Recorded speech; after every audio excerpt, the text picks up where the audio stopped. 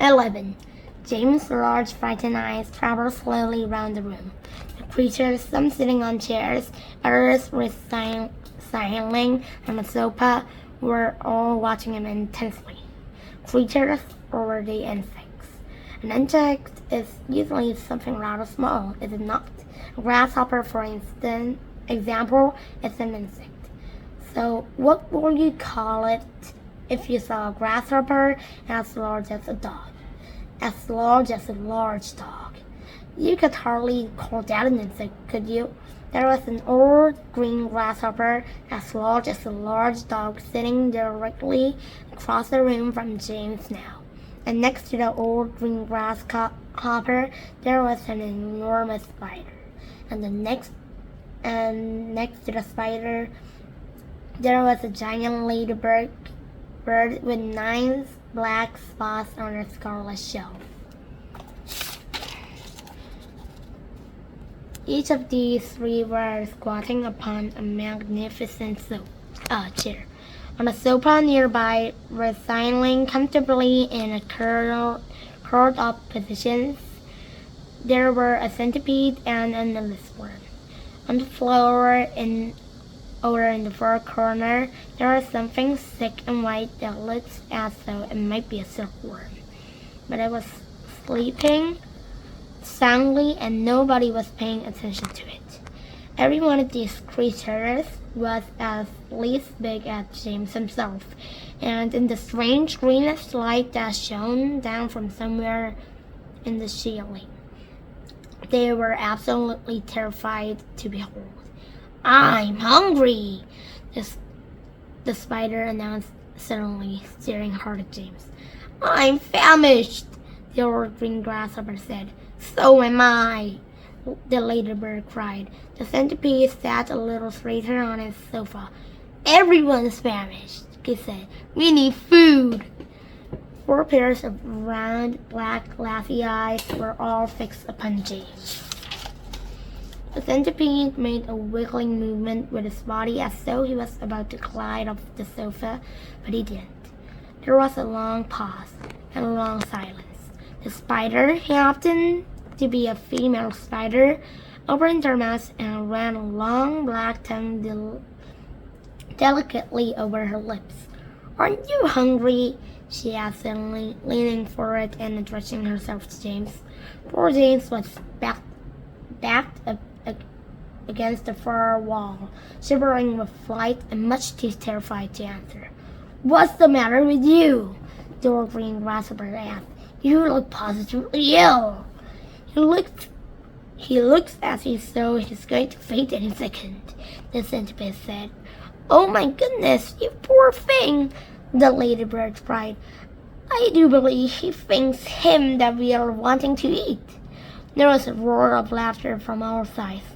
Oh dear, they said. "What an awful thought." "You mustn't be frightened," the ladybird said kindly. "We weren't dreaming of hurting you. You're one of us now. Didn't you know that? You're one of the crew. You're all in the same boat." "We've been waiting for you all day long," said the old green grasshopper said. "We thought you were never going to turn up. I'm glad you made it. So cheer up, my boys, cheer up," the centipede said. "Meanwhile, I wish you'd come over here and give a hand with these boots. It takes me hours to get them all by myself." 12. James decided that this was most certainly not a time to be disagreeable, so he crossed the room to where the centipede was sitting and knelt down beside him. "Thank you so much," the centipede said. "You're very kind." "You have a lot of boots," James murmured. "I have a lot of legs," the centipede answered proudly, "and a lot of feet. 100 to be exact." "There he goes again," Dearson cried, speaking for the first time. He simply cannot stop telling lies about his legs. He doesn't have anything like 100 of them. He always got 42. The trouble is that most people don't bother to count them. They just take his word. And anyway, there is nothing marvelous, centipede, about having a lot of legs. Poor fellow, said the centipede said, whispering in James' ear. He's blind. He cannot see how splendid I look. In my opinion, the husband said, the really marvelous thing is to have no legs at all and be able to walk just the same. You call that walking? Cried the centipede. You're a slitherer. That's all you are. You just slither along.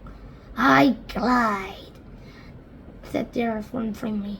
You are a slimy beast, answered the centipede. I am not a slimy beast, the husband said. I am a useful and much-loved creature. Ask any guardian you like, and as for you, I am a pest, the centipede announced, grinning broadly and looking around the room for trouble. He is so proud of that, the ladybird said, smiling like James. So for the life of me, I cannot understand why. I am the only pest in this room, cried the centipede, still running away, unless you count old green grasshopper over there. But he is all long past it now. He is old to be a pest anymore. The old green grasshopper turned his huge black eyes upon the centipede and gave him a withering look. Young fellow, he said, speaking in a deep, slow, scornful voice, I have never been a pest in my life. I am a musician. Hear, hear, said the ladybird. James, the centipede said. Your name is James, isn't it? Yes. Well, James, have you ever in your life seen such as a marvelous colossal centipede as me? I certainly haven't, James answered. How on earth did you get to be like that? Very particular, the centipede said. Very, very peculiar indeed. Let me tell you what happened. I was messing about in the garden under the old peach tree, and suddenly find a little green thing came wriggling past my nose. Bright green it was, and extraordinarily beautiful, and it looked like some kind of a tiny stone or crystal. Oh, but I know what that was, cried James. It happened to me, too, said the ladybird. And me, Miss Spider said. Suddenly there were all little green things everywhere. The soil was full of them. I actually swallowed one, the husband declared proudly. So did I, the ladybird said. I swallowed three, said the centipede cried. But who's telling the story anyway? Don't interrupt. It's too late to tell stories now, the whirling grasshopper announced. It's time to go to sleep. I refuse to sleep in my boots, the centipede cried. How many more are there to come off, James? I think I've done about 20 so far, James told him. Then that leaves 80 to go, the centipede said. 22, not 80, squeaked the earthworm. He's lying again. The centipede roared with laughter. Stop pulling the earthworm's leg, the ladybird said. This sent the centipede into hilarious. Pulling its leg, he cried, wriggling with glee and pointing at the earthworm. Which leg am I pulling? You tell me that. James declared that he'd rather like the centipede. It was obviously a rascal, but what a change it was to hear somebody laughing once in a while. He had never heard Dan Sponge or on his cycle laughing around all the time he had been with them. We really must get some sleep, the old green grasshopper said. We got a tough day ahead of us tomorrow, so if you would be kind enough, Miss Spider, to make the best.